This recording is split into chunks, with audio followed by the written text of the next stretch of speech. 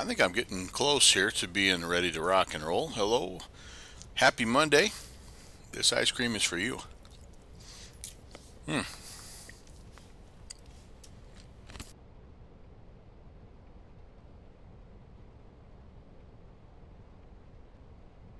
Adventure. So I'm going to have hopefully you guys got a chance to catch that and catch that Mr. special treat. I Slant don't know that I'll be Alpha making that a regular thing. That was mostly for the benefit of the World Flight teams on our flying into stream DC tonight this too, morning. just because Into and then out we're of tagging along DC. with him tonight Turns out it on was about, his 40 or 50 of them. Baron 58 in Lower and back 48 out State again. Tour. And it was fun. And he's going today. Let me cut that out here real fast. He's going from, God, where is he going? Lawrence, Kansas to Grand Island, Nebraska, and then up to Pierce, South Dakota.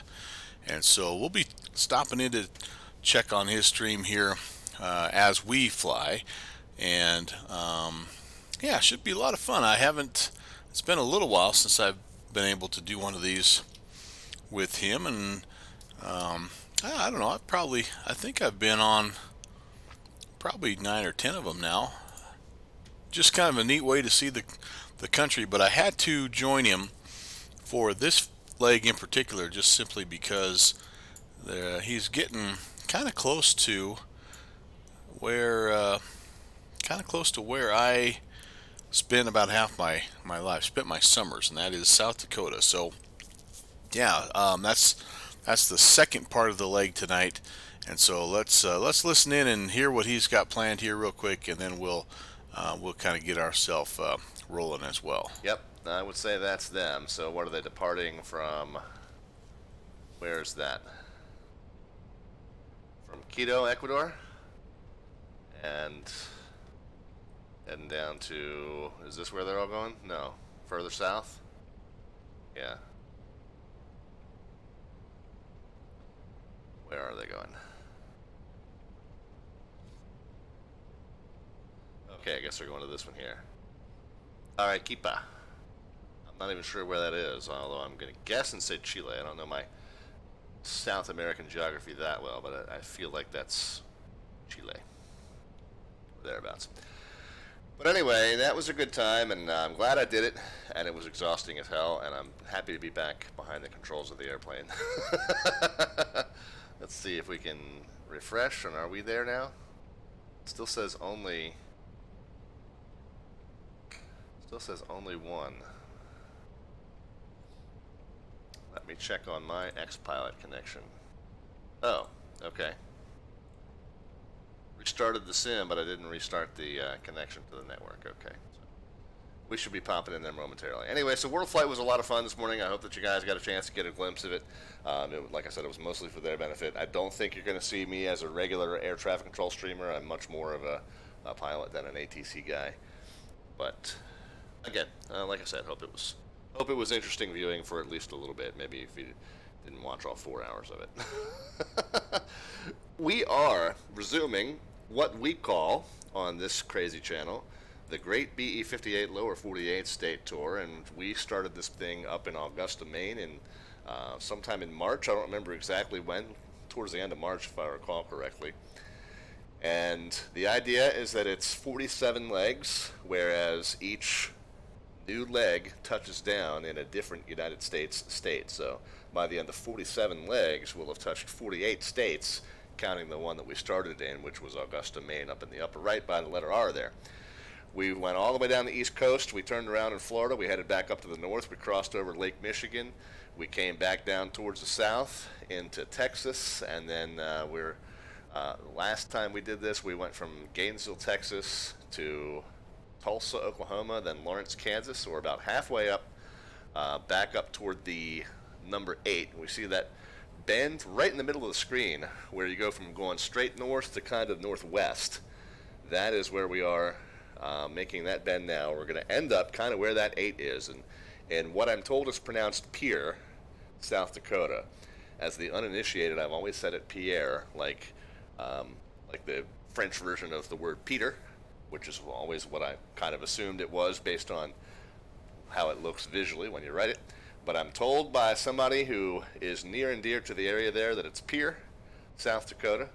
And as a matter of fact, that near and dear friend is right here with us. That's our very own Melvin Leroy, who is joining us for at least the first leg tonight, presuming at least that I start the plane at some point and stop yapping. So, Melvin Leroy says, would I ever lead you in the wrong direction? Not intentionally, let's put it that way. I don't think you would intentionally lead me astray. Is that mean? I didn't mean that to be mean. It sounded mean when I said it. It was nicer in my head. We are, my friend, at times I feel like the blind leading the blind. So certainly it's all in good fun, and hopefully we'll have some good fun tonight. Let's just do one thing. Yep, okay, we got two of us there. Hey, look at that. I'm there. Good. Let's go ahead and get the checklist started. Actually, no, before we do the checklist, I do want to kind of show you the plan for leg one. We do have some precip in the area. You can kind of look around and see that there is some cloud cover, so it's not perfect weather here, but it doesn't look like it's that bad. The light blue is light precip. I don't think we'll have anything too concerning to worry about. Might just have some overcast. See, these are all showing green anyway, so they're not that bad. What do we got up here?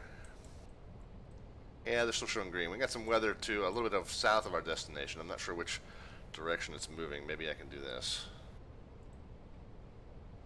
So it's moving, yeah, not moving toward our destination, so we should be okay there.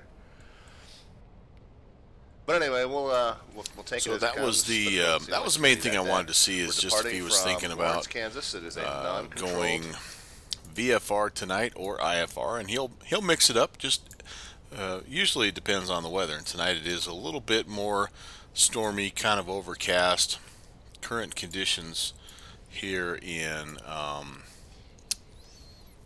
gosh, I've already forgotten where we're at. Lawrence, Kansas, overcast at 12,000. So I mean, that's not going to affect us. I believe I filed 8,000 tonight, so we'll stay below that.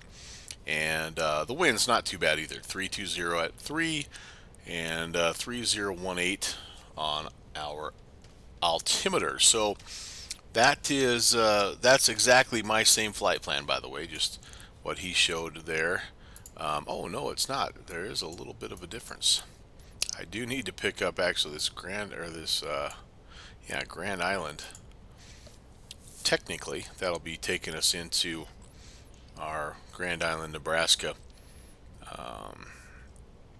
airport. No arrivals there, and also no departures out of Lawrence. So definitely that uncontrolled feel tonight, and we also are a little light on the ATC, as you might guess, with world gosh darn it, world tour. What the heck is it again? I got it. Now I'm drawing a huge blank. I ate about half of my ice cream there while Rob was talking about that, so I'm having a little bit of brain freeze. But anyway, just a quick glance around the Vatastic map, though. As always, on a Monday night, you're going to see the northeastern area of the United States and the eastern coast of Canada lit up, because it's Moncton Monday up there, and they always have a fun event. If you've never done Moncton Monday, you definitely should give that a try. That's really cool. And then we have Denver, which is unfortunately going to be just a little bit out of where we end up. I think we're going to end up kind of right in here. Here's Lawrence, and then here's Grand Island. Wait a second, yeah, that's where we are. Grand Island, and then Pier is, well, we may catch a little bit of Denver Center if they stay on, but yeah, should be a fairly ATC free night, which is yeah, it's going to be cool, because we'll be able to listen to Rob and kind of see what he's thinking here. Before I get too crazy with winds at 320, we're going to be hopefully finding some. Yeah, we can either take runway 1 or runway 33. I don't know that it makes a huge difference there, but we are parked kind of down in this area right here, I believe, unless we're over here. Well, if we're over here, we'll take runway 1. If we're over here, we'll go X-ray over to Alpha 1 or Alpha 2, and we'll take runway 32.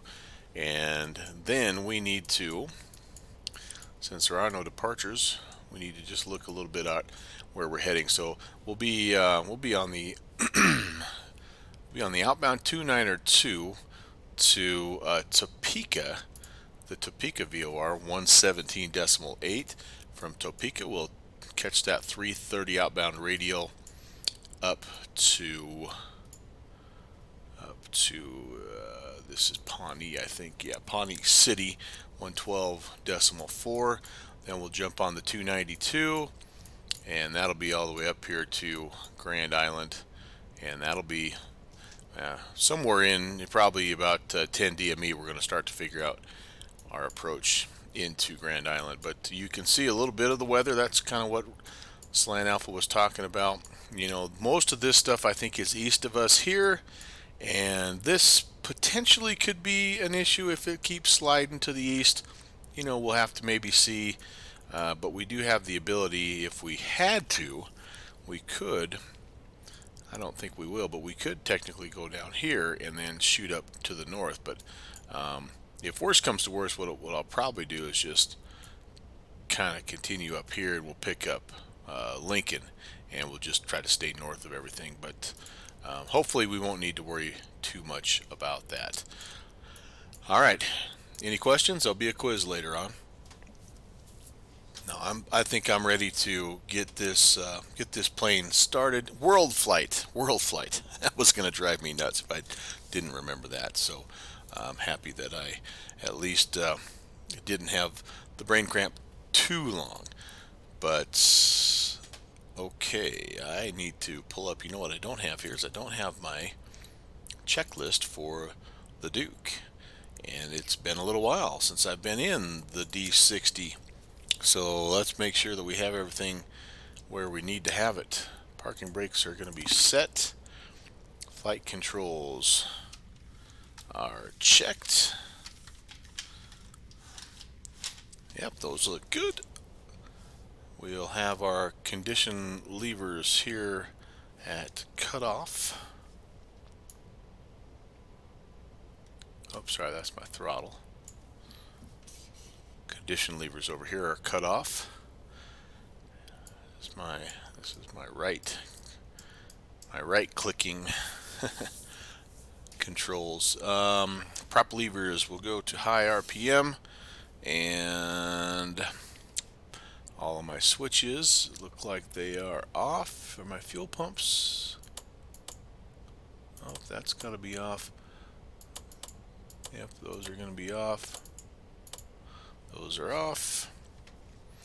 Let's see, everything else over here looks like it's in good shape. Let's turn the battery on. We'll find out, I guess.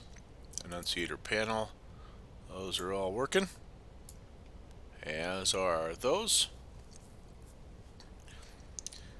And alright, I think we're about ready. I'm not sure where Rob is, if he's somewhere in the area in terms of his procedures and checklists here. He runs the reality expansion pack. Okay, there he is. So anyway, he has a little bit more of a checklist procedure that he has to go through just for that reality expansion pack over there with the Beach Baron, the X-Plane Beach Baron. So we may get this going a little bit sooner, and if we do, we'll just kind of warm up and follow him. Alright, so beacon on. Alright, fuel pump coming on. The pressure looks good.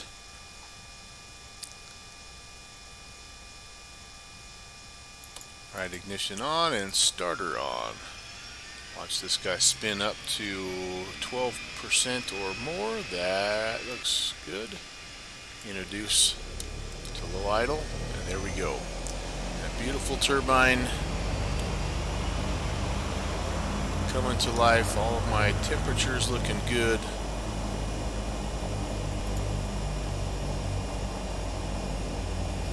Everything stabilizing nicely here. I'm hoping I've got the condition lever glitch worked out. I went back in and just did a complete recalibration of my throttle quadrant here, and I think it looks like it's working. So fingers crossed. All right, we can turn the fuel pump off, turn that generator on, and we can turn the ignition to auto. We'll go pump number 1. Pressurization looks good. Ignition on. Starter on. We're watching the N2%. There's 12%. Condition levers to low idle, and we're spinning to life. Alright, keeping our eyes on all of the temps and pressures, RPMs, keeping them in the green hopefully, and then it comes back down, stabilizes.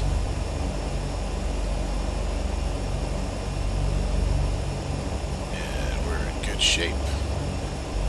Very good, very good. That pump can come off. Generator on. Auto ignition on. Inverters and master avionics can come on. I didn't realize, but I have the Flight 1 Garmin G750 in this aircraft for some reason. I don't know why that is, but I may have to just initialize it so that I can make sure that the CDI is on nav and not GPS. Before I do that, I'm gonna just tune in what I need to have tuned in, and we'll go from there. We'll see. So the first Vortac was the Topeka 117.80. See if that guy comes alive. Yeah, it does actually. Very good, very good. So we don't have to even touch this guy, which is the whole point about what we're doing tonight. Since we're flying with SlantAlphaAdventures, we want to fly using SlantAlpha equipment and techniques, which means no GPS, no RNAV, but we will track VORs and DMEs and the occasional ADF if it should come to that. But yeah, it's a kind of a fun old school way of navigating, and really good to stay, I think, to stay sharp and stay current on that. So the by the way, the outbound was 292, so here's 290, 2, and we'll set our heading bug here when we get ready to rock and roll. Okay, looks like text traffic is, or chat message traffic is picking up on Slant Alpha's channel, which is awesome. And but I don't see his motors running just yet, so we're going to finish our checks. And one thing I do need to do, 2280, I think we're on there, which is really nice because we're going to have to be utilizing that in these uncontrolled fields. 3018 is the altimeter, and that is in for me. And then we are looking for 8,000 as our cruising altitude. We go ahead and arm that, and we'll be ready to shove off here in just a little bit. I might as well, while I'm messing around here, I might as well put in the, after we get to Topeka, we head up there to Pawnee City, 112.4. We almost have that in, but that'll be our next waypoint. And then, just in case we get to the Denver airspace, we're gonna put in 135.6. All right, here we go. We're gonna test the. Yay! It worked. Very good. Very good. All right, awesome. The prop lever. Maybe I've overcorrected because it should actually go up a little higher, but I can live with that. And I think everything else looks like we're in good shape. We'll hold off on the nav strobe and all that stuff until our buddy Slant Alpha is ready to rock and roll. So let's head over and check on his stream and see how he's doing, and that'll give me a chance to finish up my ice cream.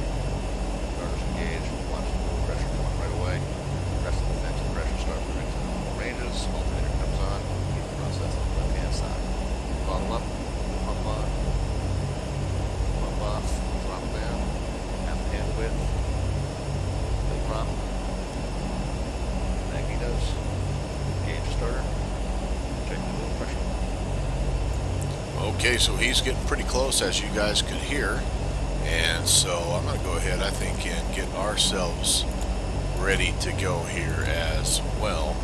He is just to our right there. His scenery obviously looks quite a bit different from ours, but that's okay. I'd like to welcome Downwind Sim. I know he's going to be surfing back and forth between the two, and that's perfectly okay. Like I tell most everybody here, if I had the choice between watching my stream and watching, well, pretty much anyone else's, I think I would make the choice to go watch the other guy. So I don't blame him. He actually has had to spend quite a bit of time with me over the last couple days as he gives me the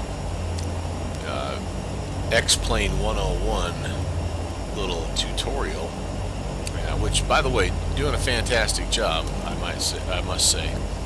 And so yeah, but if you're sick and tired of hearing my voice, I don't blame you. Head over to the other stream and maybe just check back from time to time, make sure I haven't gotten myself lost out here in the Midwest.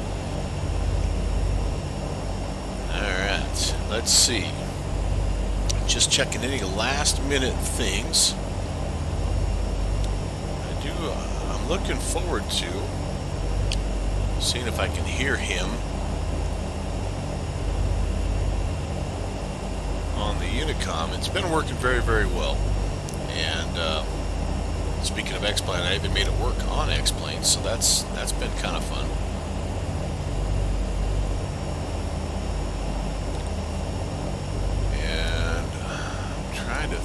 To see where we're at. Looks like that could be runway 1 over there, and so I believe we're going to go this way.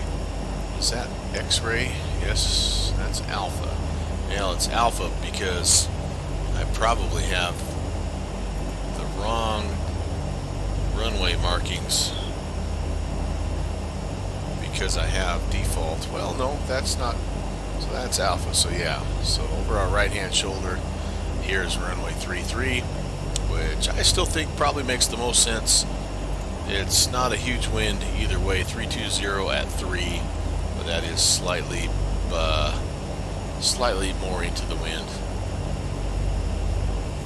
This plane is actually very good in crosswind situations. It's very stable. Of course, just a ton of power, and you know, it is light, so you can get moved around a little bit, but it's also generally tends to sit pretty low, and so it's I've had good luck with it anyway, for crosswind takeoffs and landings. Alright, let's go real quick, just triple check with Slant Alpha, make sure we're on the same page, and then I think we're about ready to go flying.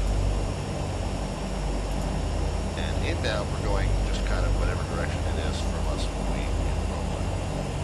Outbound, we're going at 330, so that's what I'll set down here on the map too. 330, yeah, that's this way. See that tracks? You got a nice big on your screen. 57 330. And then we'll preset the frequency of the next VOR up the line. And again, at that solid black fill, I'm kind of thinking that means there's no DME there, but let's see what happens when we get up there. Lazy to look up the chart legend, so we'll figure it out. I am looking, however, for that frequency up there as Pawnee City on 12. They hit it way up here up top where I can see it. 112.4.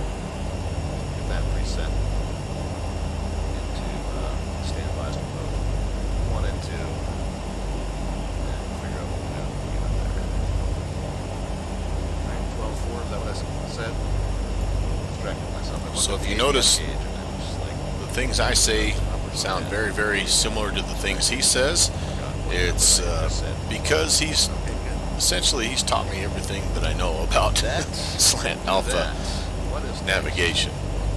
It's been a ton of fun learning from him, and that 3-2 was the runway of choice. He's taken our same runway. 3 rather. So 331. That's what I still need to do myself.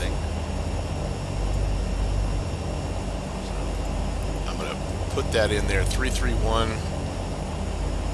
I've got the hiccups from eating my ice cream a little too quickly. You know, there's a fine line, because you don't want to wait and let it get, you know, soft and mushy, but you don't want to also give yourself a brain freeze or, you know, hiccups. So downwind, I did, well, yeah, we're twin brothers. Yeah, I tried to find, when I started flying with him, I tried to find a plane that was similar to his, and I felt like the Duke was as close as I could come anyway, and it's been pretty good.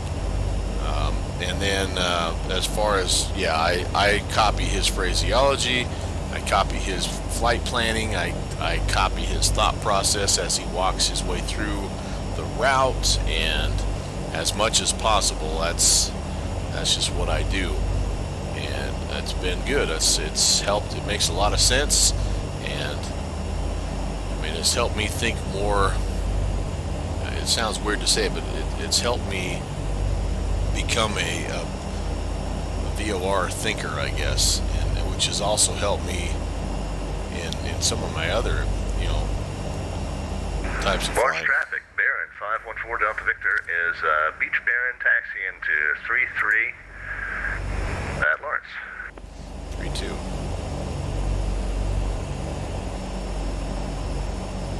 Lawrence traffic. Duke, November 626 November. We'll be following company to runway 33 Lawrence.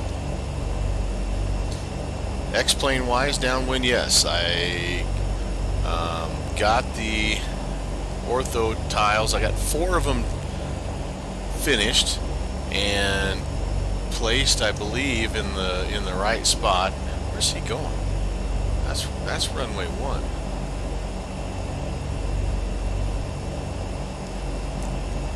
I showed you the picture of what looked like my home airport.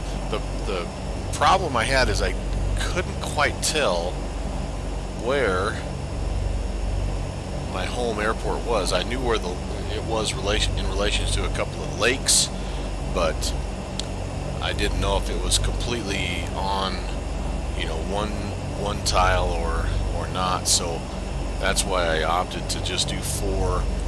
I knew I was going to get more than I probably needed, but that's okay. It worked well. It took about just a little over an hour to, you call that cook, to process, whatever. It took a little over an hour for them to do that voodoo, and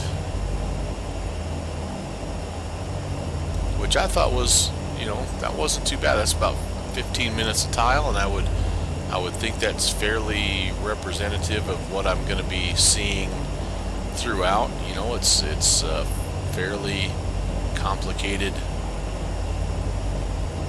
scenery. It's got some mountains, it's got some lakes, it's got highways, and a few towns here and there. So, I don't know. Maybe it takes longer to do metropolitan areas than it does to do, just the area that I did. But I thought it went well, and like I told you on Discord, I'm ready now to go in there, and I got to figure out, I guess, which tile is, or I got to figure out how to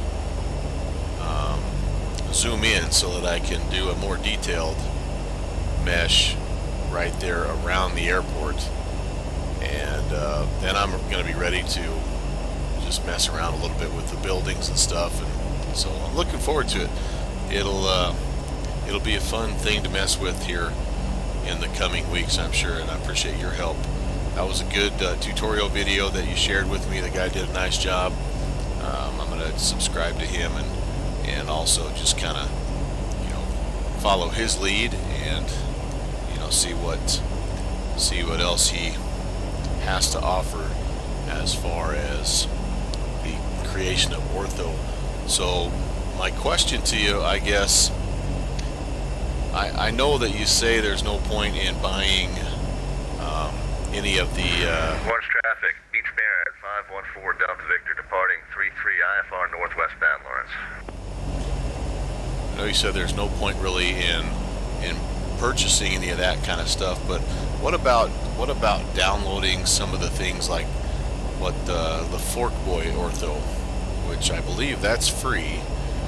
Is that worth doing? Does that save you anything to download what he's already created, or are you better off just making your own and doing it the way it's just duplicate work? So I guess my question is, if he's already got it done, does it make sense just to go out and get it yourself? Or yeah, it's just okay, so it's just a choice. Gotcha. I wonder what level of resolution I'm sure there's a way to find out, but I'm wondering if it's more detailed or less detailed than what I did. I did 16 like you recommended, and I wonder if it's more or less.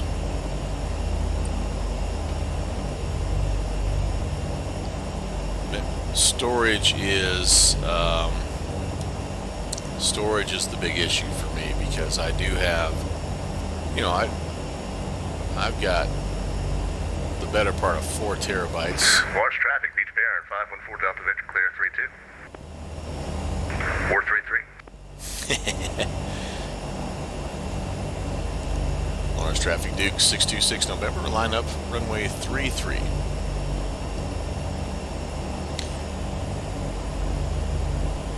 But anyway, I've got about, I've got the external with 4 terabytes, and then new internal 2 terabyte SSD. So I'm going to have a fairly good amount of space, I think, at least to get my hands dirty. I don't know if I'm going to be jumping right in and doing the entire United States and Canada right away, but for sure there's some areas. Okay, finals clear, runways clear. Some areas I'm going to be getting after here. So I don't want to download somebody's really super high megapixel, you know, and fill up the entire external SSD drive with just the state of, you know, state of California here. Alright, so runway heading set. We do have our first waypoint set. We're going to be making that left-hand turn. Let's see here. We're going to let that guy ahead of us get out of ways. We're not in any hurry. Are we squawking? Are we squawking? Oh, yeah, I'm squawking. Stand by. Let's go to mode Charlie. Oh, we will go for mode Charlie on B-Pilot. As soon as we get airborne, that'll turn to alt. Altimeter set, squawk set, altitude set. Taxi nav lights are on, takeoff lights or landing lights are on. Heading bug set. I think we're ready to go. Let Rob get out there a little ways, and then we'll start our departure.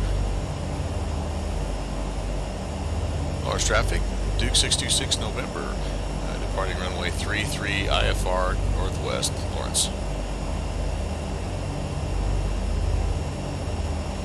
Alright, here we go, folks. Happy to have you along.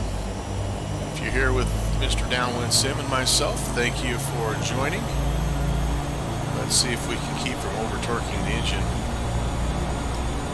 Looking for about 96 on the rotation speed. There we go. That should be what we need right there.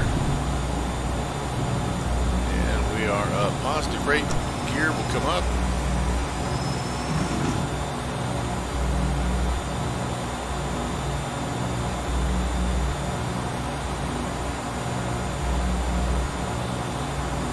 Flaps up.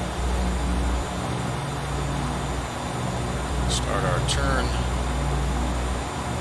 And we'll say adios to Lawrence, Kansas. I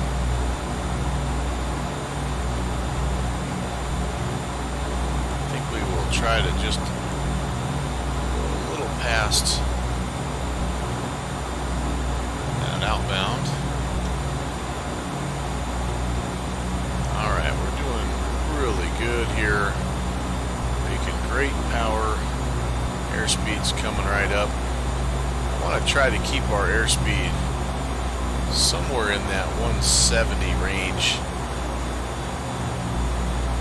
The Duke is just a little bit faster than the Baron,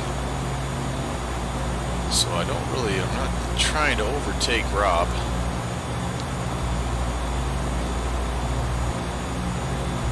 As soon as we get ourselves pretty well lined up, we can engage that autopilot.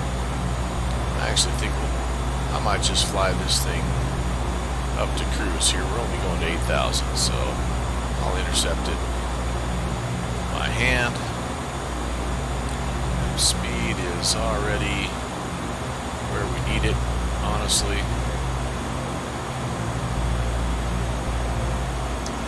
This is, without a doubt, my favorite GA aircraft. Really, I would have to say maybe my all-time favorite of all types of aircraft.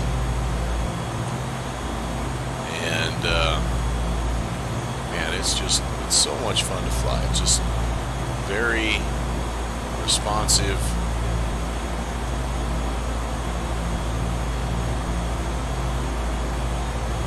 Pretty simple, you know, in terms of what you have to do to manage things,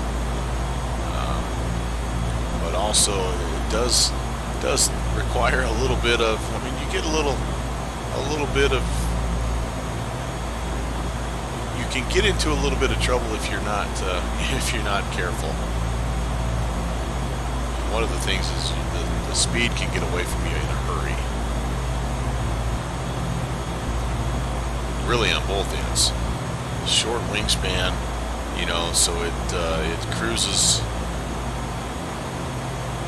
at a nice high rate, but on approach you can bleed off airspeed and lose lift if you're not careful. Alright, we're 9 miles away. Again, we're heading to the Topeka VOR. Try to get ourselves up to 8,000 here with any hope we'll get there before Topeka, and then we can let the autopilot have some fun. Take a look around here. Downwind sim.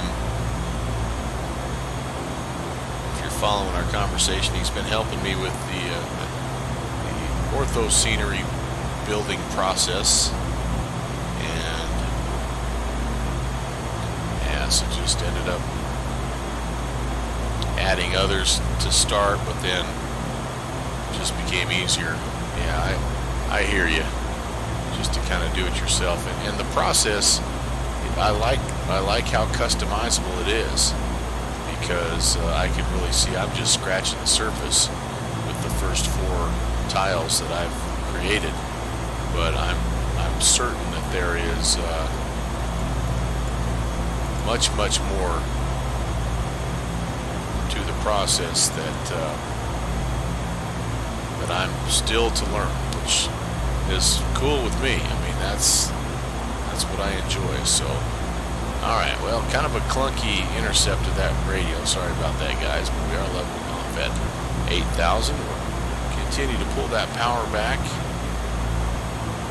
There's Rob up above us here, and so again, like I said, no need to be in too big of a hurry. If we go past him, we go past him, I guess. But all right, we're within 3 miles of the VOR, so we're gonna be doing this little snaky deal. So I'm gonna go ahead. We'll tune in. We'll just stay on the heading mode for now. We're gonna be making a right-hand turn to 330, and we'll track this Topeka VOR outbound.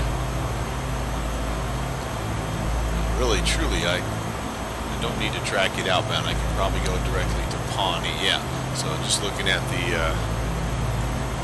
map here, there is no halfway point.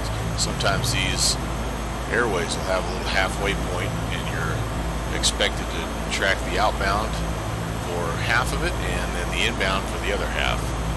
So that's not the case here. You can see we're getting super sensitive. That really is flaring. That guy is going.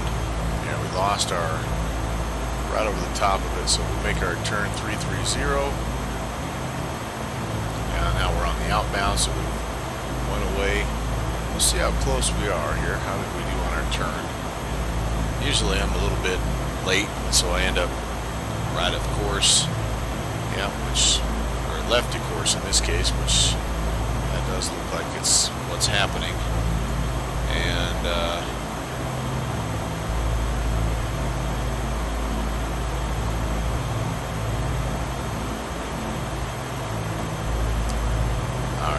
that power back even a little bit more. We are going to tune in Pawnee City 112.4. There we go. Yeah, we're not too far away. We'll let the nav grab it. It'll slide to the right just a little bit here, get us on course, and then we'll be, I don't mind S-turning a little bit. It'll let Rob get going and get out in front of us ever so slightly. This first leg here, right about an hour and 49 minutes is what I'm reading. That seems like it's a lot for 196 miles. It should just be over an hour, if that. I don't know why it's telling me. 49 minutes. I'm going to estimate about an hour. Yeah, hour 14 minutes there. That sounds better. Okay, we're up to cruise. Let's go ahead. Let's take care of the after takeoff stuff.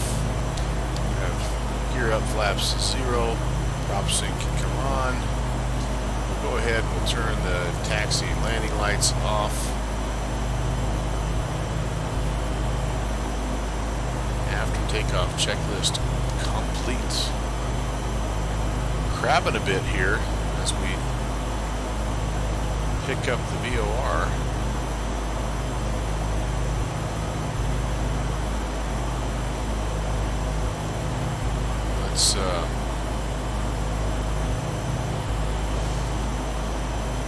Let's make sure we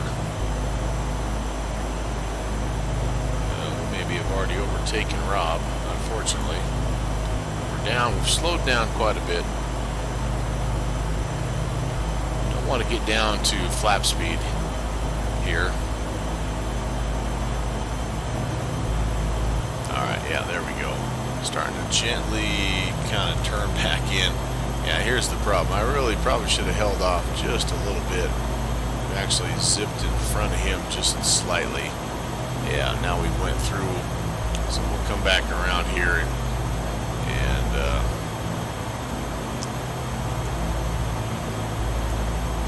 wouldn't actually hurt us a bit just to do a right 360 if we need to. But let's, speaking of Mr. SlantAlphaAdventures, let's head over and check in, see how he's doing.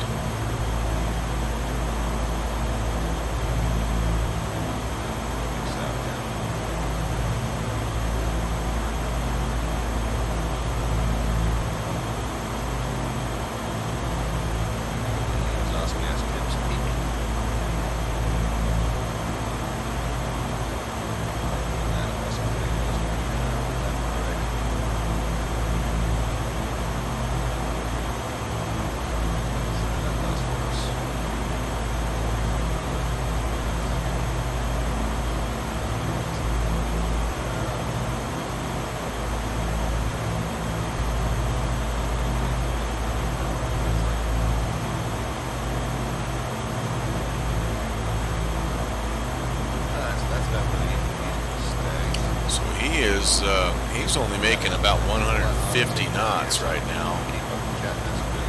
So I may not be able to fly that slow. I might just, in fact, I think I'm going to do this. We're going to let's zip over here and, yeah, we're barely doing what we do, and we're trucking along at 190.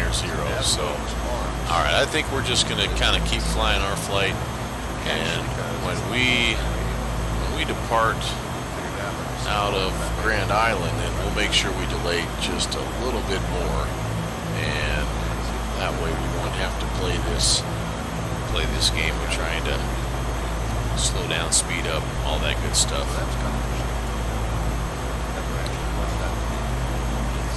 One thing I find interesting, well, there's two things I find interesting, is number one, you notice the difference in the weather, and he's using the default X-plane weather, which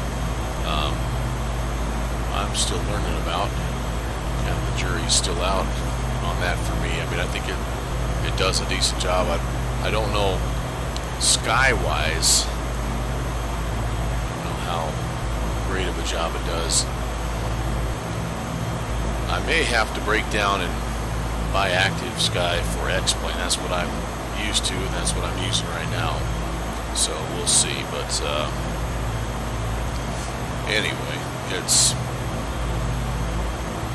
the other thing that's a little bit interesting is the difference in the VOR tracks. We're essentially both on the same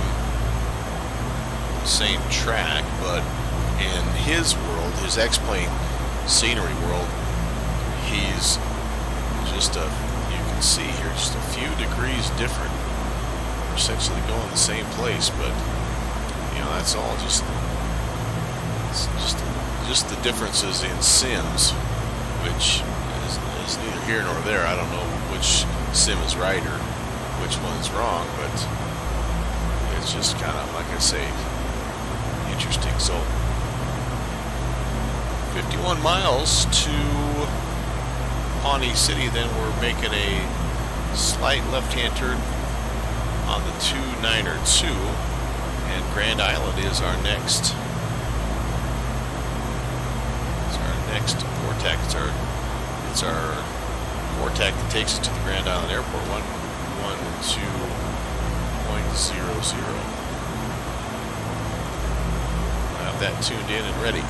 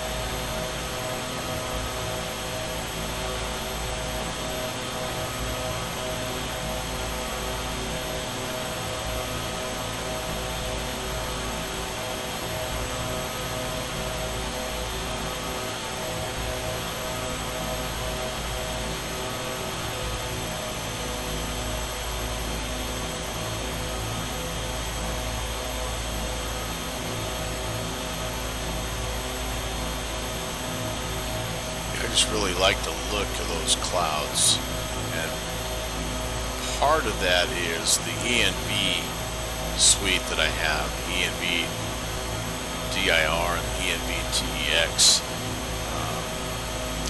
Gives you the haze, gives you the cloud effects. It's kind of like active sky cloud art, and it's just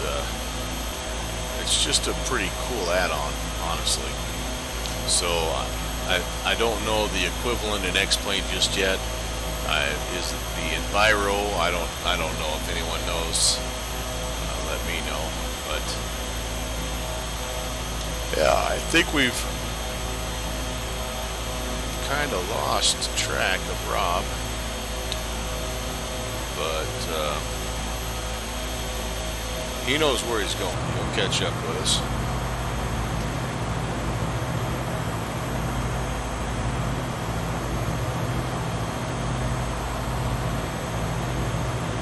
Tell you what, his weather looks significantly worse than ours.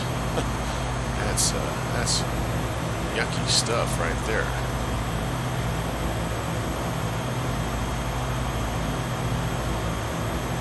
Yeah, that's nasty. He's got his pitot heat on and everything there, so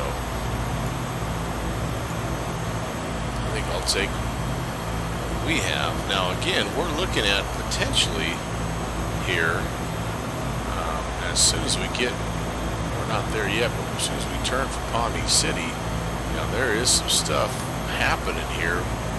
Most of it, according to Active Sky, was above us. Yeah, still saying broken at 11,700, so we're below it. So from a visibility standpoint, that's going to be nice. I don't know that it's going to be great in terms of precipitation and potentially the turbulence, but we'll at least be kind of below the cloud layer. So yeah, over there, you know, this business here is kind of what's brewing, and it'll be interesting to see.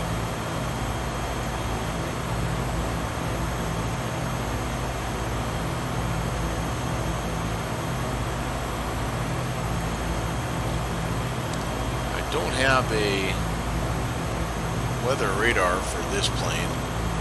Seems like there might be one that they make that does fit right in there, but just haven't ever really had much of a need for that.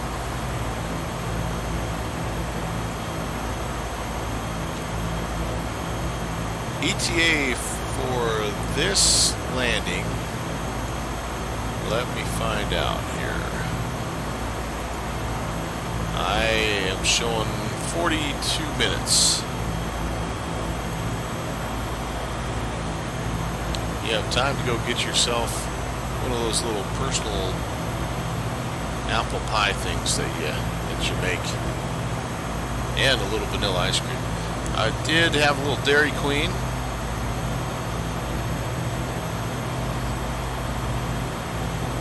So I'm going to be rolling myself into bed. Coffee and pie time. Yeah, buddy. Yeah, you every once in a while you just have to. You just have to.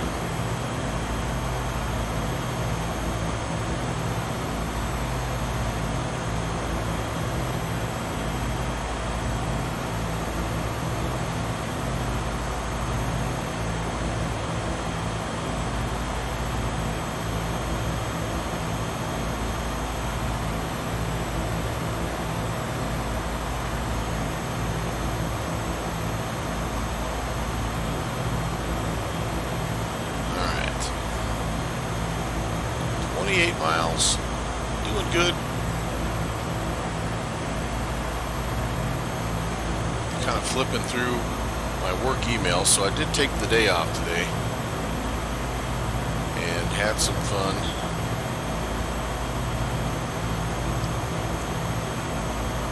And as a little gift to me, my inbox exploded, which it does anyway on a day-to-day basis, but yeah, holy guacamole here.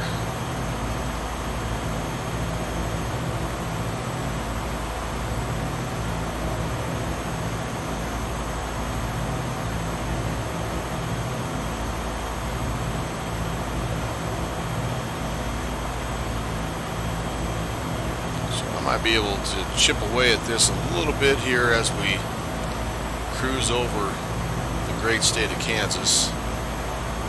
I will save my South Dakota trivia and local knowledge for our next leg. I don't want to give you too many gold nuggets here, you know, at once. I can only handle so much exciting South Dakota trivia in one sitting.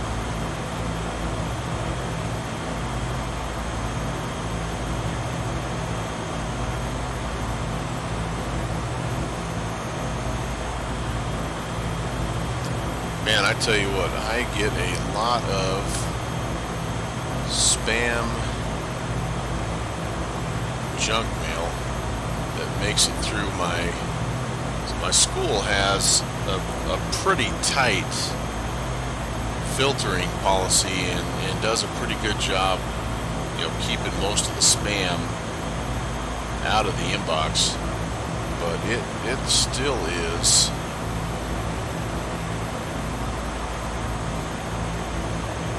amazing how many of those make it through. I don't know how that works. If those people would just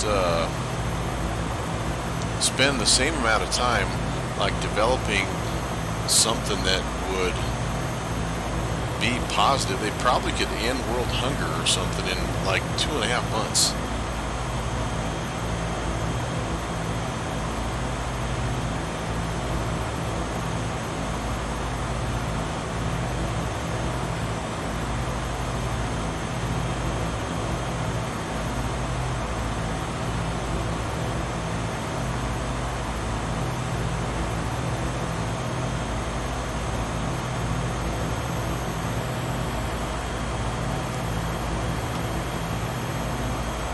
Alright, that's enough of that.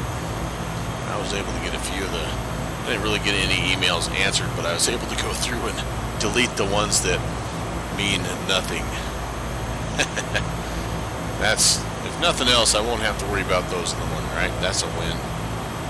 Alright, here we go. I see the moisture potentially coming. I see that we are 16 miles from our turn. All of our pressures and temps look awesome.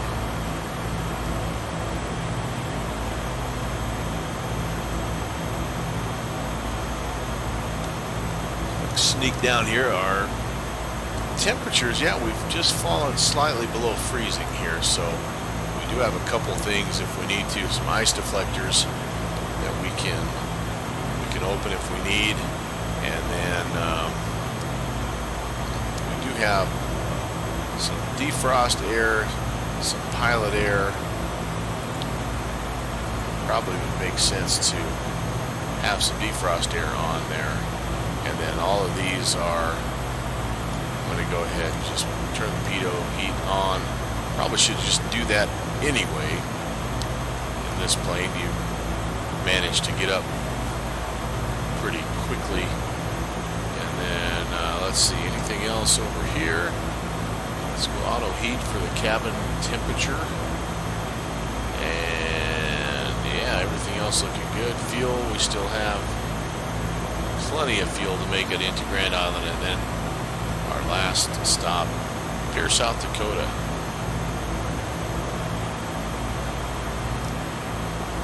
By the way, if you fly this plane, you get familiar with the oil door switches here quite quickly. If your engine temps end up getting in the red, this is a way, kind of like cowl flaps basically. You can open those up and that'll bring the temperatures back down. In fact, if you don't do that, you can have one or both of the engines fail. Hey, our friend Wolfpack Gamer checking in. What is going on? Well, what's going on is we're flying with our buddy SlantAlphaAdventures, and we're doing a little two-legged trip from Lawrence, Kansas to Grand Island, Nebraska, and then on to Pierre, South Dakota. He's got this lower 48 state tour thing that he's been doing, and every now and again I jump on board with him and we do a little group flight. So that's what's going on with us. We are, yeah, it is fun. We are just about ready to make our final turn. 8 miles out, and yeah, we're inbound Pawnee City. We're going to make this left-hand turn right here. Bada bing, bada boom, will be Grand Island, Nebraska. So this is, I don't know, it's kind of tough to see where we are in the world, but we're kind of in that Midwest area. Start in Kansas, or excuse me, yeah. Kansas, end up Nebraska, and then we're going to end up kind of right here. Phillip is not quite Pierre, but it's pretty close. We're going to end up right up in this area somewhere. So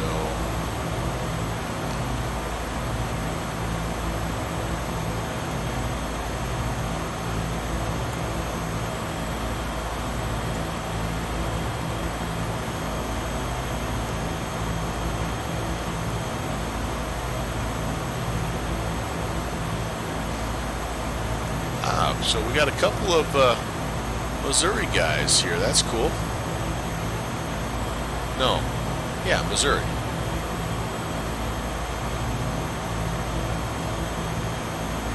Why did I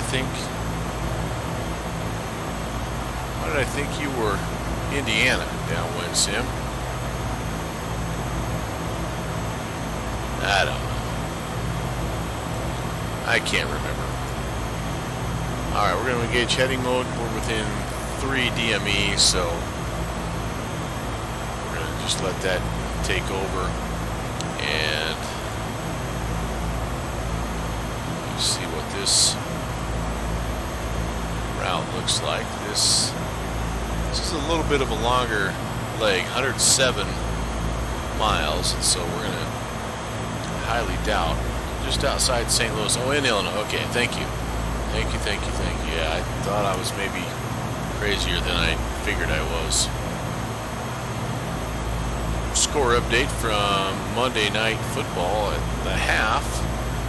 The Cowboys lead the Giants 13-12. Pretty good game. Alright, so we are closing in. There we go. So let's make our turn to 902.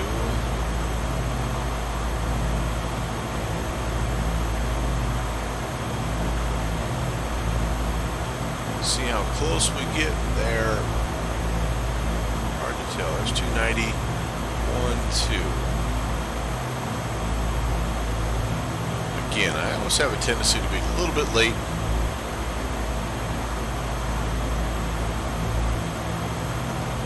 But I will fly this.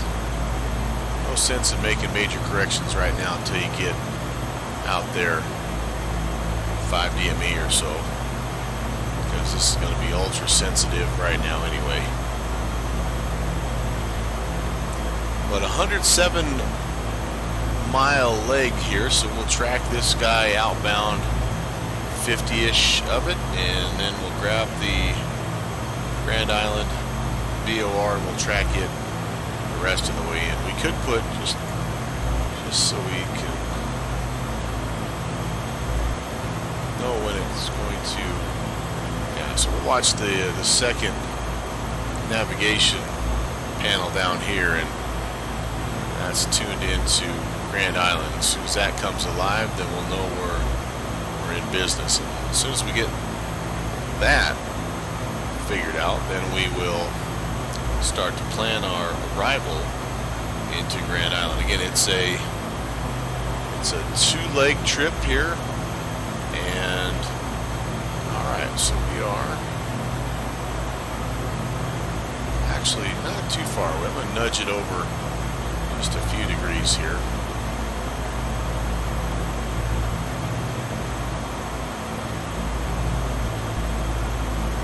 And I can't remember if my autopilot will track the outbound or not, or if it tries to spin me around and head me back towards the VOR that I just passed. I have one that does a really nice job of tracking the outbound, and then I have another one or two that not so much. All right, let's find out. Slide me over just a hair to the left. I don't mind that. Yeah, this is the one that works good for us. All right, very good. So again, we'll keep our eyes on that. Around 50 miles or so, we'll flip it over. We're inbound. Central Nebraska Regional is the official name for the Grand Island Airport. But, all right, so Wolfpack, Downwind Sim, they're talking food. Ravioli, oh boy. Yeah, my son made some pretty good chicken, birthday chicken today for dinner tonight, so I have had my fair share of good food today. Had some leftover pizza for lunch. Can't beat that. Like I said, I'll be sick to my stomach tonight, but you know what? Once in a while. All right. So Wolfpack, have you got your sim loaded up, man? Are you rocking and rolling on that new high-powered laptop of yours? I think you'll be happy to know that I've dipped my toe in the X-Plane ocean here this last week or so,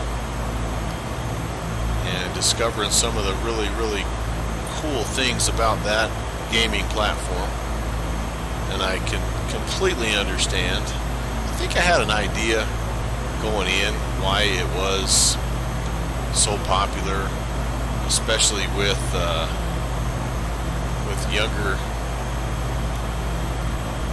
younger gamers, younger simmers. They don't have the big bank accounts, so I think they love the fact that they can get really high quality flight sim add-ons at the freemium price.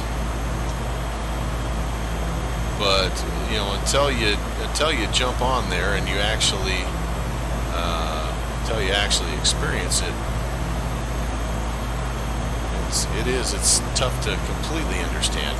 And so I've enjoyed it. It's been good. I still love my P3D. I've got it cranking on all cylinders and have a lot of blood, sweat, and tears invested in that as well. But it's going to be just a lot of fun to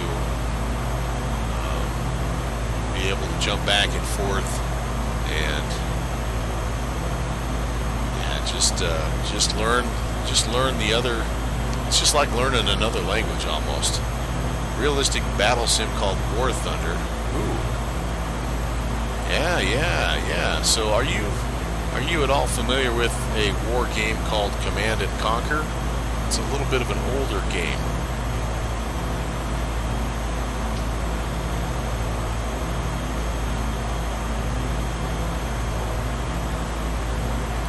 Realistic gives a good simulator experience. Yeah. I haven't heard of War Thunder, but yeah, I used to do my fair share of war simulation games. I did mess around a little bit with, you know, the shooter games and first person stuff, and that's okay. I mean, I don't mind that, but the thing about Command and Conquer is it was a kind of an initial attempt by programmers to create a a war scenario where you could play against others, but they had pretty good artificial intelligence on the generals that you were going against. So yeah, so War Thunder's free. Yeah, that's Command and Conquer wasn't too expensive, but it wasn't free. But that was my first foray into those war types of games. Trying to remember some of the Castle Wolfenstein maybe was another one, and then there was one called Doom. That was the first ever first-person shooter game that I played. Again, all these are old. I think they've all been remade and look fantastic right now. But yeah, so look up old games just for nostalgia. Look up Castle Wolfenstein. I'm talking Apple II days. And look up Doom. Look up Load Runner. And I can go back. Yeah, buddy, Doom is a classic. The original Doom was, it was ahead of its time. I think that it was Call of Duty before Call of Duty was Call of Duty. But man, I had a lot of fun with that. No question about it.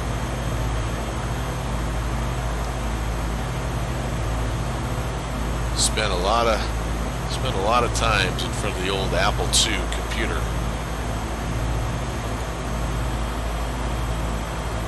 All right, checking in on our buddy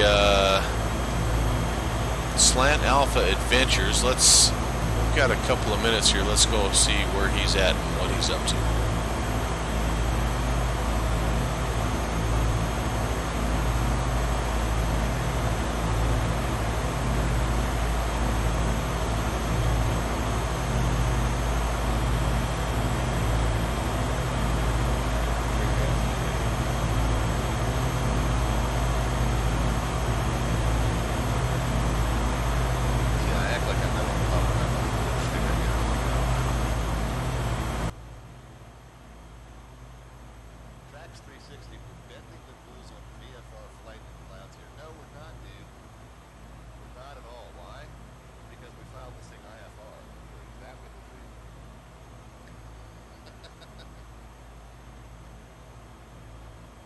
cutting the trail for you, buddy. Melvin Liver is on R6. What does that mean? You're ahead of me. You passed me. On R6. Yeah, no tracks. We filed this IFR. I knew there were some light precipitations in the area. I didn't really look at all the cloud cover numbers. I just saw the blue marks all over the sky back there. I was like, yeah, I filed this one. Yeah, sometimes I don't talk about it much. Normally, I tell you what, I kind of default to IFR.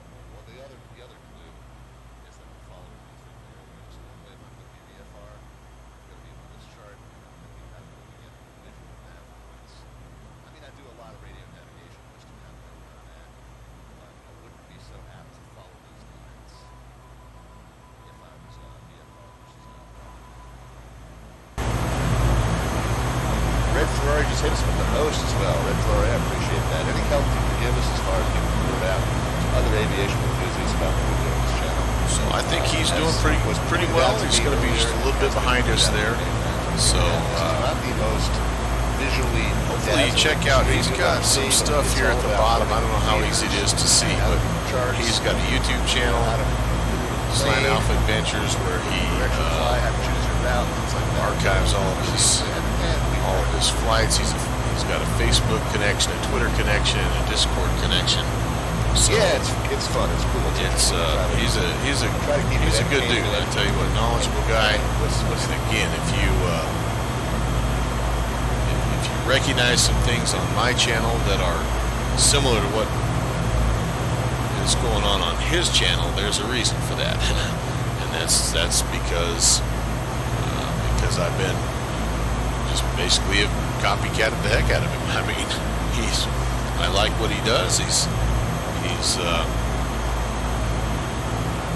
just got a good setup, and so I've just tried to model things after him as much as I can. And of course, even if you try to copy someone directly, you never quite copy them completely, and that's really not the point. I mean, I'm not trying to be the SlantAlphaAdventures 2 channel, but yeah, I wanted to figure out how to do a few things, and he was nice enough to share with me how he did it. So it's just kind of what's got me started here, less than a year into this stream. So one thing I am noticing is now I'm kind of becoming a little bit of a scenery snob. And I don't know that if he has any ortho in his game or not, but yeah. So P3D, it's a vast improvement over what FSX was, without a doubt. But the one thing that still does drive me nuts in P3D there are some of these scenery tiles, like this one here, that makes very little sense in the grand scheme of things.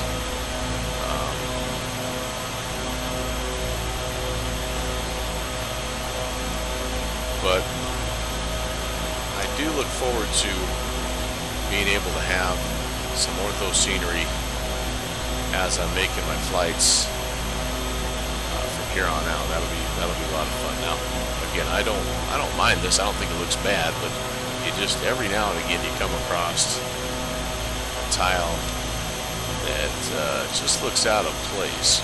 That's just a little different deal.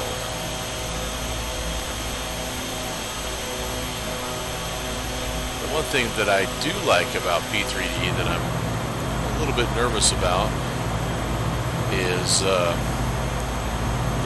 whole seasons thing. I really do enjoy wintertime flying, and I like when the ground gets covered in white.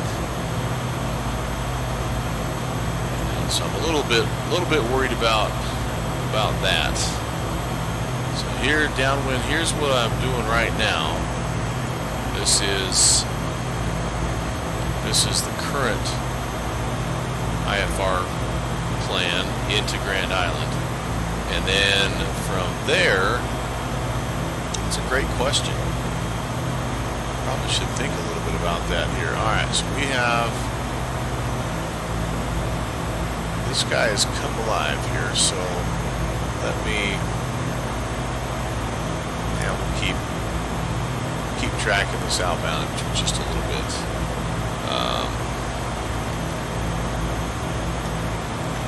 I'm gonna zip ahead here and look at Grand Island of Pierre, South Dakota.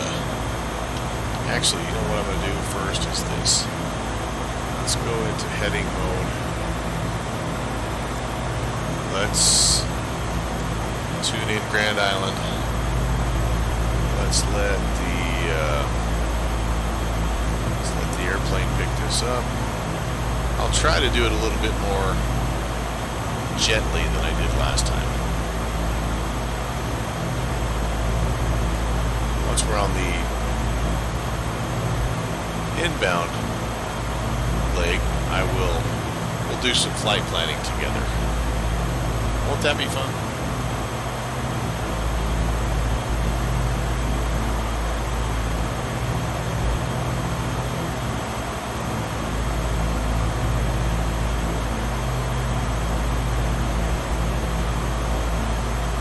So as often is the case, even on a straight airway like we were on, it's not uncommon for the outbound and inbound VORs to not exactly match up. And so, it's not the end of the world, obviously, but you shouldn't be surprised if that actually happens. In fact, it's rare that you get two that are right on the money.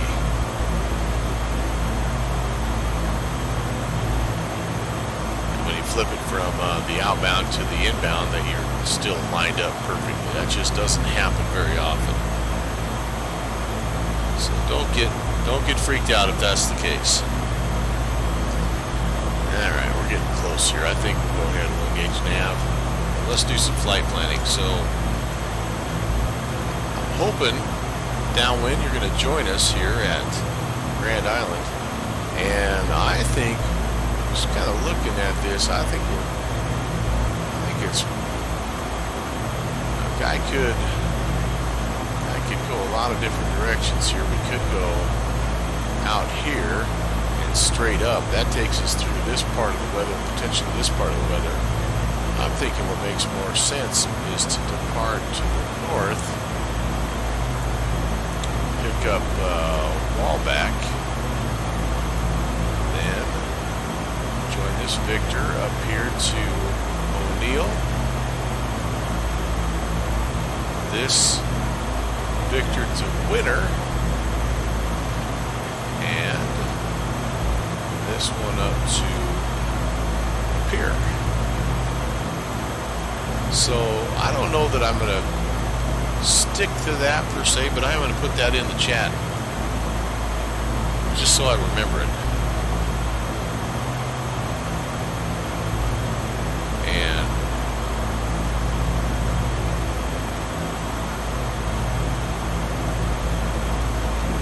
yeah, we'll kind of get there and what the heck did I just do?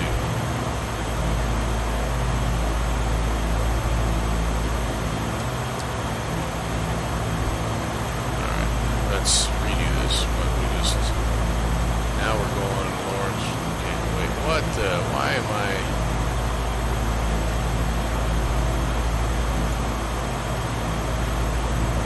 LWC. Oh, Lawrence. There's a Lawrence out here, isn't there?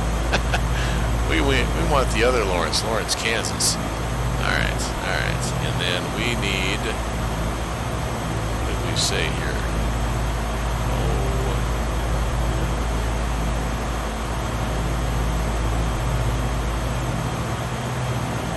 It should be TOP. Or if that'll take. It's going to be easier just to just to add it back in by hand here. So we went to Topeka, then we went up here to Pawnee City, and now we're on our way to Grand Island. Alright, there. Alright. Yeah, so downwind, join us here at Grand Island. Find a good spot, have some coffee and pie ready, and we'll head into Pierce, South Dakota. Alright, here comes the weather. Again, we knew this was a possibility.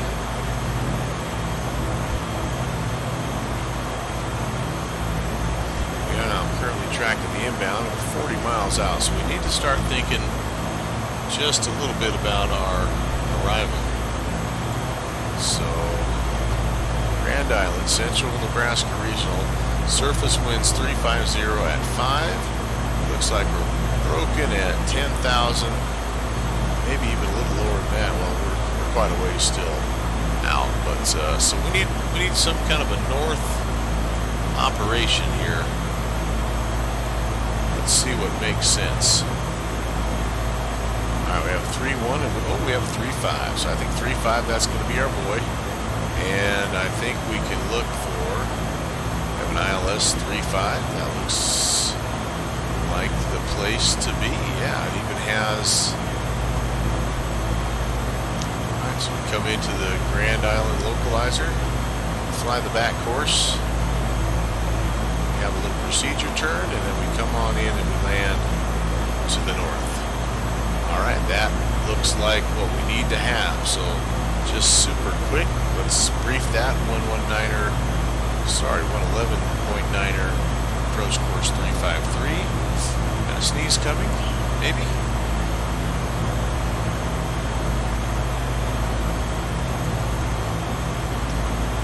If we go missed, we're going to climb 3,700, make a left turn to the Grand Island VOR and hold. Alright.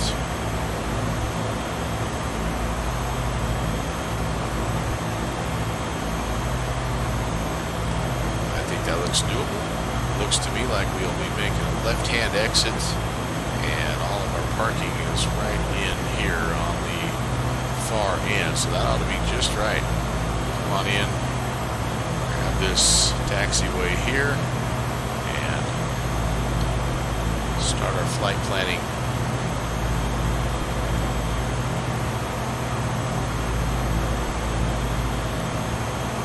Up to the north.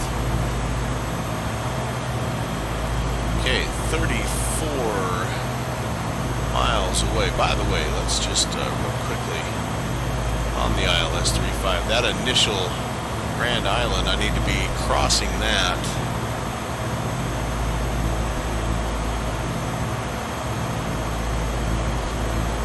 Now, there is no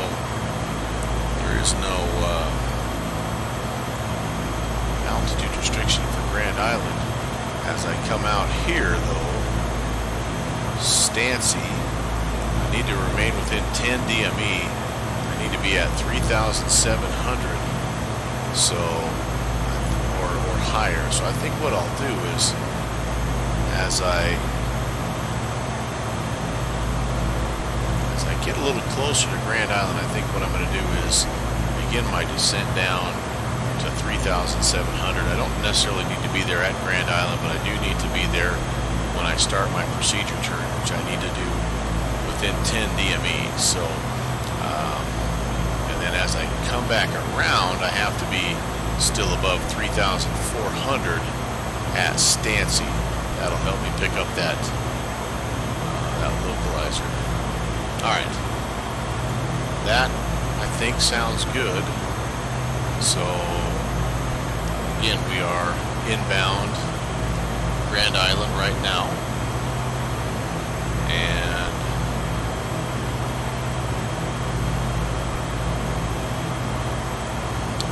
let's pull up the checklist for the approach. I'm going to pull the prop sync off right now, and I will put the landing and taxi lights on, just because we are below 10,000.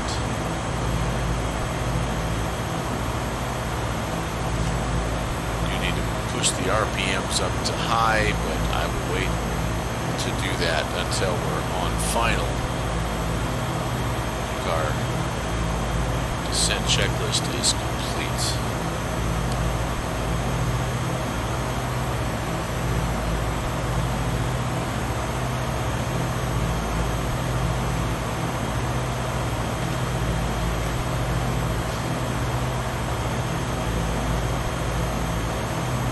Maybe a little too far away too for traffic to hear us. Kind of pulled slightly ahead of Rob, so I'm hoping that he's not planning on vectoring. If we had ATC, that's kind of what you do, is you get a vector here and just be directly into runway 35. But since we don't, we are going to follow the actual ILS localizer 35 approach. There's no point making that call until we're within 15 DME. That's the limit of the new AVF. And so we wait. Clouds popping in and out.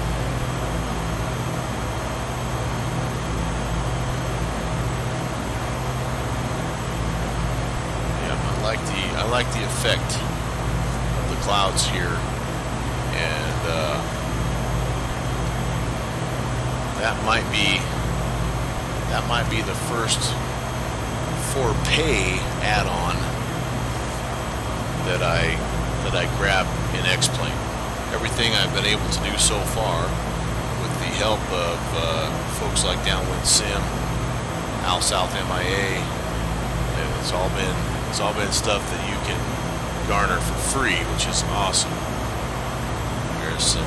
There's some real talent out there in the developer world, and some incredibly generous people as well.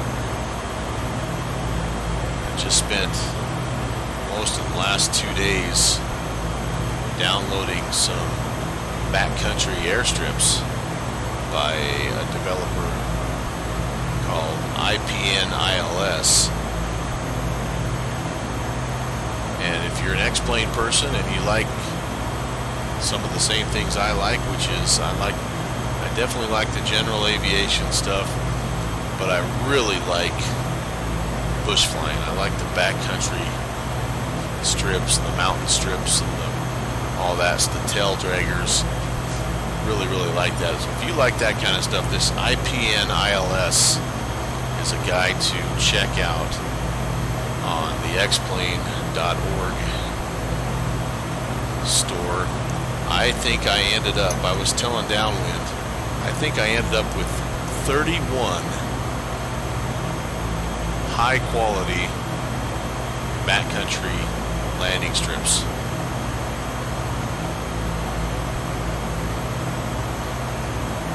And that's in British Columbia alone. I mean, the dude, maybe he's a team, I don't know.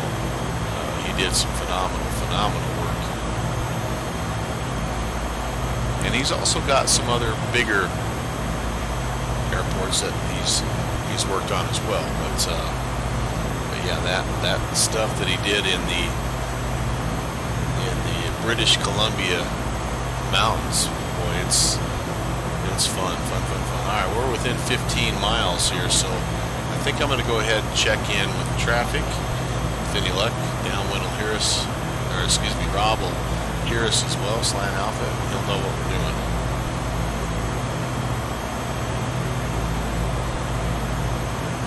Central Nebraska traffic, Duke, November 626, November.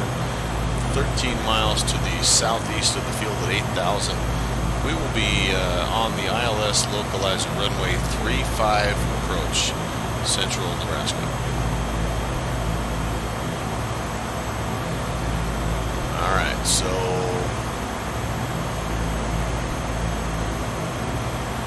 let's pull the speed back here just a little bit.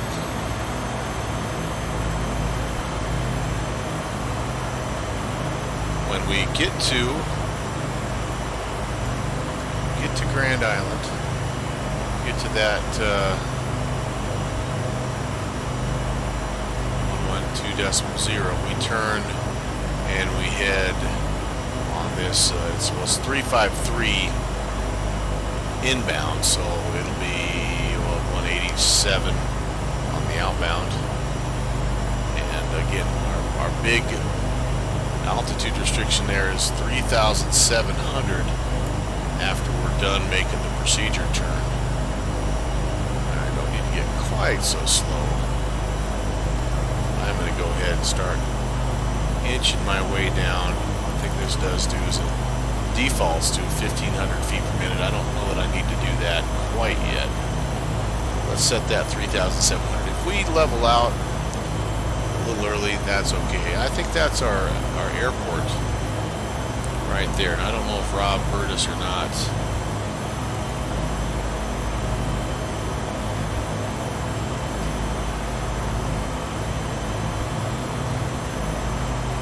We'll just have to communicate. I may be far enough in front of him that I don't have to worry necessarily, but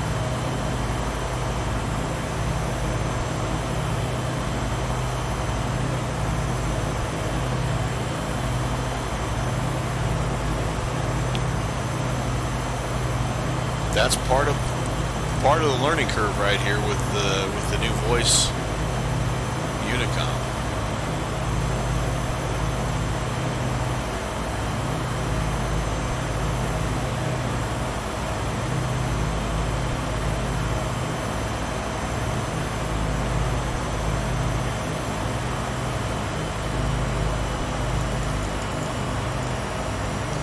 Central Nebraska traffic, Duke 626 November. 5 miles from the airfield, we will be making a left-hand turn on the localizer runway 35 approach, Central Nebraska. Probably should have said we're inbound Grand Island VOR. Making a left-hand turn. Still kind of new to this myself.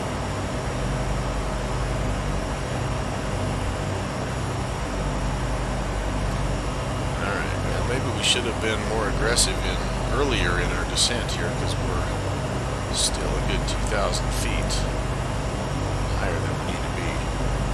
Go ahead and go to heading mode. We do need, I'm going to put 111 9er in. That's when we turn around, that's the localizer for the runway. And in the meantime, we're gonna track the 173 outbound Grand Island here. We're just about to make that turn.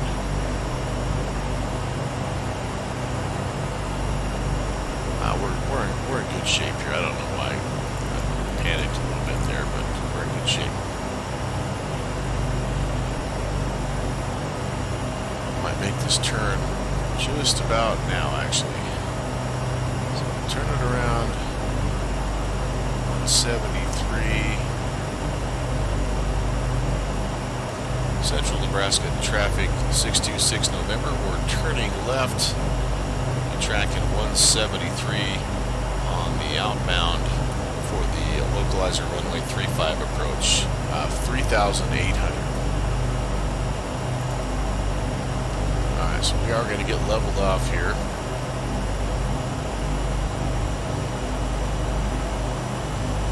And speed, oh yeah, there you go. Speed's gotten a little bit low.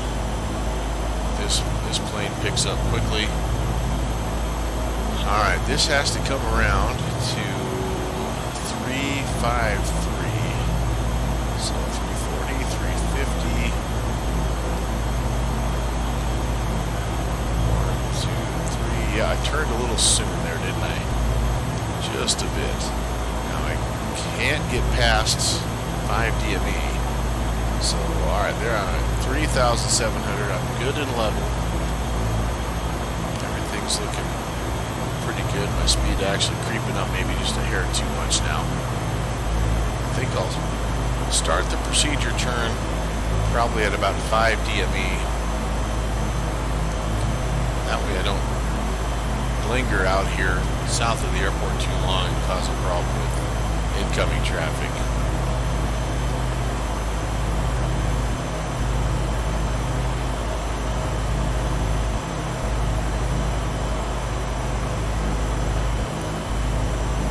Central Nebraska traffic, 626 November. We're starting the procedure turn for the localizer runway 35 approach, Central Nebraska.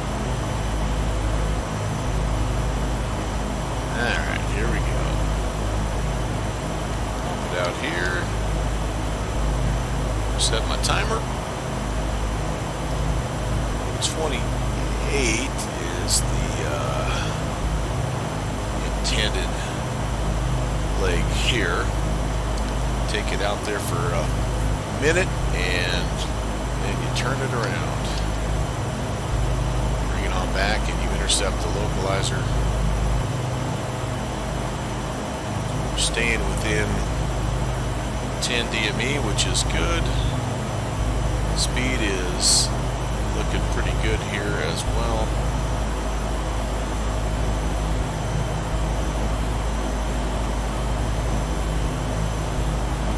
Let's flip this over to the localizer. A little bit above our glide slope right now, but as we get out a little further, that's going to come into play. And again, we can go down as soon as we make the turn and start back inbound. Central Nebraska traffic, Caravan 748 Hotel Sierra, making closed left traffic, runway 35, Central Nebraska. Very cool, very cool. Okay, there we go. Central Nebraska traffic, 626 November. We are turning final runway 35, currently 7 DME, Central Nebraska. Oops, we were 7 DME, but I've lost it. Alright, so around we go. And 308 is what they, no, 308 is what they recommend for the intercept. So that's going to be right there. And now we're down below. Central Nebraska traffic, Caravan 748 Hotel Sierra, upwind runway 35. Okay, so upwind 35, so that means he's going the same way we are right now. So he is, and inbound traffic, we'll look for you on the way in before closing our circuit here. 748 Hotel Sierra. Roger, 626 November. So he's actually flying the upwind leg right now. He's just doing some traffic work in there, and that's our buddy downwind sim. So we're gonna come around. And I could descend to 3,400 if I want to, but I'm below the glide slope, so I think what I'm going to do instead... Central Nebraska traffic, Caravan 8 Hotel Sierra is on the crosswind for 35. Okay. Central Nebraska. Alright, so here's where he just turned crosswind, so he's coming here. He's going to come down and jump in right behind us, probably, to finish things off. Alright, so we have the localizer... we have the approach arm. We'll wait for that localizer to come in. Here comes our glide slope. I will spin it down to 3,400. Airport's right over there. We've got a visual. We should be picking up that localizer here and there we go. Central Nebraska traffic, 626 November. We're established on the runway 35 localizer, Central Nebraska. Wish I could tell them how far out we were. 8 Hotel Sierra is on downwind leg for 35, Central Nebraska. Alright, so we should be... And we'll extend our downwind until we have visual on you. A-firm, we are about 5 DME, 626 November. Roger, 748 Hotel Sierra. Alright, I'm going to have to start to slow down, get to flap speed here at some point. So he's over here. Kind of keep our eyes peeled. I believe he said left crosswind initially, so he went out, turned left, and now he's coming back this way. He's going to extend and come behind us. We're on the glide slope. We're on the localizer. There's flap speed. We'll throw a notch of flaps in. And go ahead and put the gear down. Right about that 120 is pretty good approach speed, so we're below that. We don't want to get below, too much below 100. The ref speed here is right about 90 for the Duke.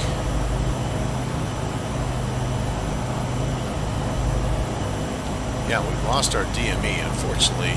We could do this. I guess we could go into, yep, there we are, 5 miles. I forgot we have Grand Island tuned in down here to the second nav button. Central Nebraska traffic, Caravan 8 Hotel Sierra, schedule on 626 November. And 626 November, we see the traffic, Central Nebraska. We did. Now he's right behind our strut there. There he is. So we're in good shape. I thought I'd give you something to pay attention to. Yeah, I appreciate that. I was hoping people were hearing me. All right, cut the autopilot and fly this thing in the rest of the way ourselves. Pretty well established again. The winds are light, visibility is good. Flaps approach. We have gear down 3 green. Speed looks good. Landing and taxi lights are on. Approach checklist complete.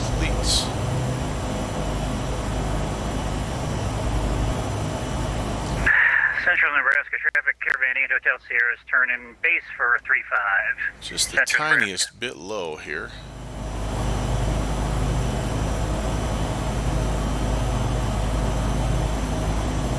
Add a little bit of power. I don't want to balloon this thing this close.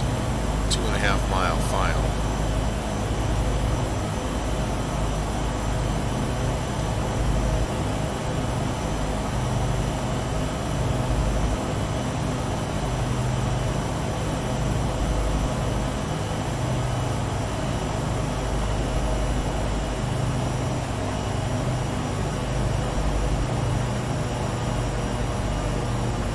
Central Nebraska traffic, Caravan 8 Hotel Sierra on final for 35. Central Nebraska.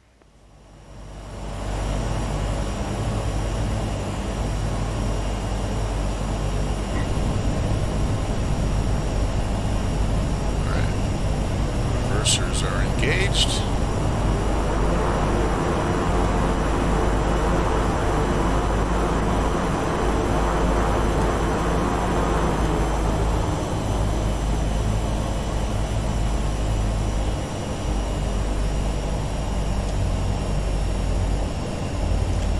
Come down here to the next taxiway, manual braking.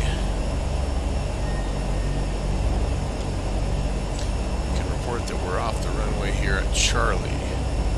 Whoa, whoa, whoa, whoa, whoa. Central Nebraska traffic, 626 November. We're clear on out taxiway Charlie, Central Nebraska. Well, that wasn't too bad of a landing. I did mess up in the respect. Central Nebraska traffic, Beach Barron 514 Delta Victor is descending to 5,000. We're 7 miles east of the field. We're going to start the outbound leg of the ILS 35. Central Nebraska. I didn't put my RPMs to fully forward, so that was a bit of an issue. But where do I go? Central Nebraska traffic, Caravan 8 Hotel Sierra on short final for 35. We'll do it looks like there's some GA left traffic. Some GA traffic over there. So anyway, that was my only mistake, is I forgot to put the RPMs fully forward there, but didn't make a huge difference. Go ahead and clean the flaps up,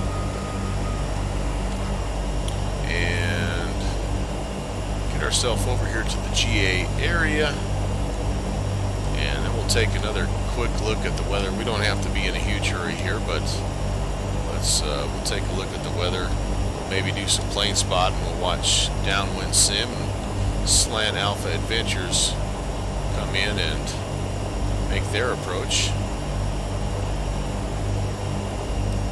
Yep, there's some GA guys over there. Let's just take this. Central Nebraska traffic, Caravan 8 Hotel Sierra, I'm out waiting for runway 35. Man, I tell you what, I can't express how stinking cool that is that we can just make those simple traffic calls. I mean, that's awesome. Alright, so we're going to stop here. That's just kind of where we are. Central Nebraska traffic. I'm not going to kill... Field now at 4,200, starting the outbound turn for the I'm not going to kill the engine, so I'm going to just keep it running. We're okay.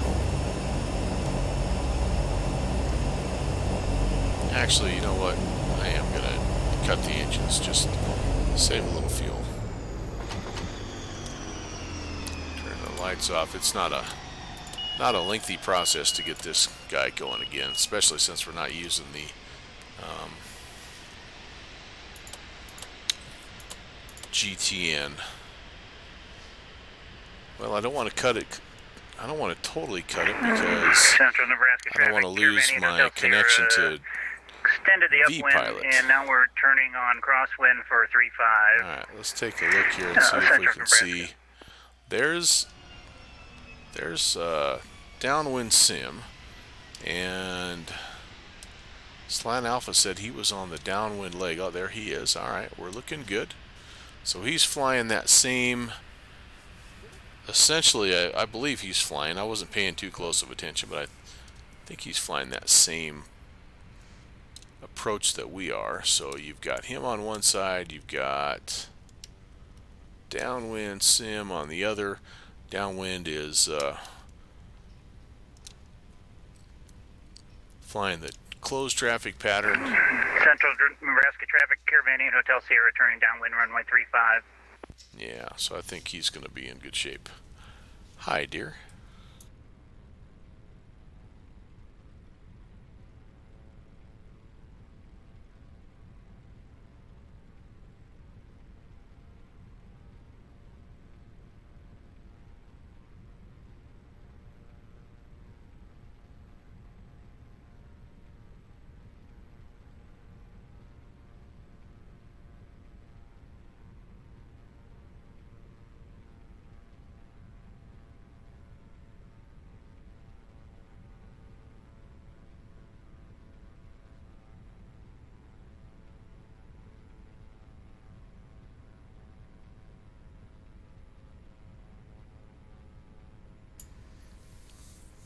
Alright guys, well, I am going to have to actually cut this a little bit short tonight, so